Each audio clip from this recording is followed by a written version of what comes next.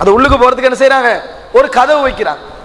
இந்த கதவு அப்படியே டெவலப் ஆகி ஆகி ஆகி ஆகித்தான் ஒரு பெரிய பள்ளி வாயில் என்ற அளவுக்கு ஆகி இன்றைக்கு கிட்டத்தட்ட 95 முதலாவது அப்துல் அசீஸ் கதவு, அதுக்கப்புறம் இன்றைய மொத்தம் 95 பாபுகள் உருவாக்கப்பட்டிருப்பதை பார்க்கலாம். இல்லை எந்த பாபான போனாலும் ஒரே நன்மை தான்.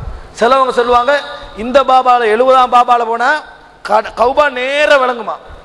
அது எப்படி நேர விளங்கினா நன்மை அதுக்கெல்லாம் இல்லை. கௌபாவை நேர விளங்கினு சொன்னா சிலவங்க சொல்லுவாங்க கௌபாவை கண்டவுடன் கேட்கின்ற துவா அங்கீகரிக்கப்படும் அப்படின்னு. அப்படியெல்லாம் இல்லை.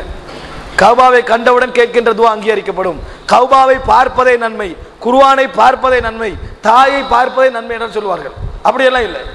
தாய்க்கு நன்மை செஞ்சா தான் நன்மை. நல்லா பார்த்து போட்டு ஒன்றும் வாங்கி கொடுக்காம போனா, ஒரு ஆள் பார்த்து போட்டு ஒன்றுமே வாங்கி கொடுக்காம போனால் நன்மையெல்லாம் இல்லை.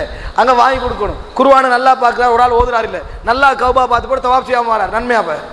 அப்படியெல்லாம் பார்த்தா நன்மைன்றதெல்லாம் என்னது இல்லை. அந்த கௌபாவை போன போல பார்க்கணும்ன்றதானே இல்லை. சிலவங்க என்ன செய்யறாங்கன்னு ஆர்வத்திலையும் உணர்வுலையும் பேத்து இறங்கின உடனே முன்னால வாரவங்க பின்னால வாரவங்க ஒத்தரையும் பார்க்கறல, அப்படியே நேரம் கௌபா எங்க விளங்குமெண்டே பார்த்துட்டு போறது. நீங்க கௌபால கண்டிருப்பீங்க, அப்படியே கௌபாவையே பார்த்துட்டு போறது, முன்னால முட்டு போறது ஒன்றும் விளங்குது இல்லை. அப்படியெல்லாம் ஒரு நன்மையெல்லாம் என்னது இல்லை.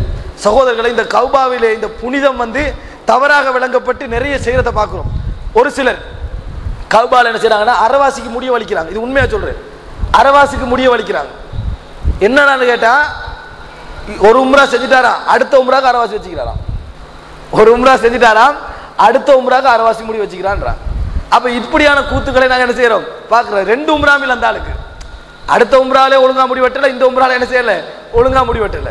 இன்னும் சொல்லுவாங்க நீங்க கௌபால பாப்பீங்க, கௌபாவை தவாப் செஞ்சு போட்டு பின் சைடு கால வருவாங்க. இப்படி ஏன்டா கௌபாவுக்கு பின்புறத்தை காட்டப்படாதான், அப்படி காட்டாம இப்படி வருவாங்க. கௌபால நீங்க காணுவீங்க, அதை இப்படியே வருவாங்க. அப்ப ஒத்த மாறி வாரம் என்ன நினைப்பான், இவர் பின்னாலே போனா. அப்ப அந்த மாதிரிலாம் கௌபால சில காட்சிகளை நீங்கள் காணுவீர்கள். இந்த மாதிரி ஒரு வித்தியாசமான காட்சிகள் எல்லாம் நீங்கள் காணுவீர்கள். இதெல்லாம் கௌபாவுடைய புனிதத்தை சரியா விளங்காதனால் நடந்தது. அப்படியெல்லாம் எதுவும் இல்லை. கௌபத்துல்லாவி இந்த விஷயங்களை நீங்க தெரிஞ்சு கௌபத்துல்லாவுக்கு போங்க, ஒவ்வொரு கதையும் அறிவோட பார்ப்பீங்க. இந்த கதவு என்னத்துக்கு வைக்கப்பட்டிருக்குது, இதை வரலாறு என்ன, இந்த நான் சொல்ல வேண்டிய நிறைய விஷயங்கள் இருக்குது. மகாம் இப்ராஹிம், சை செய்கிற அந்த மர்வா சஃபா, 2வதாக இந்த கதவுகள், இதெல்லாம் என்ன நிறைய விஷயங்கள் சொல்லப்பட வேண்டியிருக்குது. என்றாலும் நான் சொன்ன இந்த குறிப்பிட்ட விஷயங்கள் உங்களுக்கு போதும். கடைசியாக இந்த கௌபாவை சுற்றி டைல்ஸ் பிடிச்சிக்கிறாங்க தானே, அந்த டைல்ஸ் நீங்க எந்த வெயில்ல போனாலும் என்ன செய்யுது, கூலா இருக்குது. அப்படித்தானே? அதுக்கு ஒரு காரணம் எங்களவங்க கண்டுபிடிச்சிக்கிறாங்க. கீழால தண்ணி ஓடுதுன்னு சொல்லி, கீழால கூல் வாட்டர் ஓட ஒட்டிக்கிறாங்கன்னு சொல்லி. அந்த பெரிய கௌபால கீழால கூல் வாட்டர் ஓடச்சா பில்டிங் போயிடும். முடங்கிட்டா என்ன எவ்வளவு இடத்துல கூலா இருக்கிறது, அதெல்லாம் காரணம் அல்ல. அது இத்தாலியில உள்ள அந்த அதாவது டைல்ஸ் செய்யறதுக்கென்ற இவ்வளவு கடினமான ஒரு டைல்ஸால் அடிக்கப்பட்டிருக்கிற இதான் டெசூஸ் என்று சொல்லக்கூடிய இத்தாலியில் ஒரு நகரத்திலிருந்து எடுக்கப்பட்ட டைல்ஸ். அது கூலா தான் இருக்கும். அந்த டைல்ஸ் கூழ் தன்மை எந்த வெயிலுக்கும் தாங்கும், எந்த வெயிலுக்கும் என்ன செய்யும், கூழ் தன்மை தாங்கும். மதீனாவில் அந்த டைல்ஸ் என்ன செஞ்சிருப்பாங்க, அடிச்சிருப்பாங்க. அது பட்ட பகல்ல போனாலும் கூதல் இருக்கு, ஏதாவது முசல்லா போட்டு தான் தொலை வேண்டியிருக்கும், அவ்வளவு கூதலா இருக்கும். அந்த டைல்ஸுக்குரிய காரணம் என்னன்னு சொன்னா, அது சூட்டை வாங்குற மெத்தடு, வெளியூடுற மெத்தட்லையும் அதுக்கொண்டு ஒரு ஸ்பெஷலிட்டி இருக்குது. அதாவது டெசூஸ் என்று சொல்லக்கூடிய தாசூஸ், அரபுல தாசூஸ் போடுவாங்க. இத்தாலியில் உள்ள ஒரு நகரத்திலிருந்து எடுத்து செய்யப்படுற டைல்ஸ் தான் அதுக்கு காரணம். அதனாலதான் அது அவ்வளவு கூலா இருக்கு.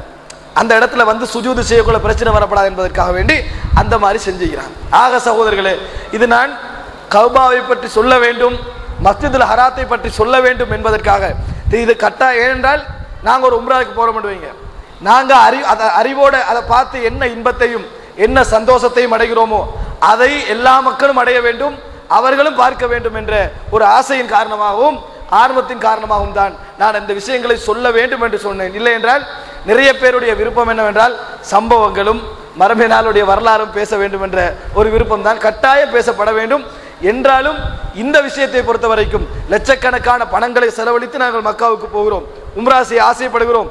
அவைகளெல்லாம் ஒரு வரலாற்று ரீதியாக நாங்கள் தெரிந்திருந்தோம் என்றால் ஒரு மிகப்பெரிய ஒரு உணர்வோடு எங்களுக்கு சுஜூது செய்யலாம், அழலாம், கண்ணீர் வடிக்கலாம் என்பதற்காக வேண்டிய இவைகளை சொன்னேன். அல்லாஹ் தஆலா இதன் மூலம் எனக்கும் அங்கே போகின்றவர்களுடைய நன்மையை சேர்த்தரல வேண்டும் என்று கேட்டு முடித்துக் கொள்கிறேன். இன்ஷா அல்லாஹ் நாளை மறுமை நாளுடைய காட்சிகள் சம்பந்தமாகவும் மறுமை நாளுடைய நிகழ்வுகள் சம்பந்தமாகவும் ஒரு தலைப்பில் உங்களுக்கு மத்தியில் உரை நிகழ்த்தலாம் என நினைக்கிறேன். ஹாதா இந்தி வல் இல்மு இந்தல்லாஹ் வ அகூலு கௌலி ஹாதா வ அஸ்தக்ஃபிருல்லாஹ் லி வ லக்கும் சுப்ஹானக்கல்லாஹும்ம பிஹம்திக அஷ்ஹது அன் லா இலாஹா இல்லா அன்த அஸ்தக்ஃபிருக வ அத்தூபு இலைக்.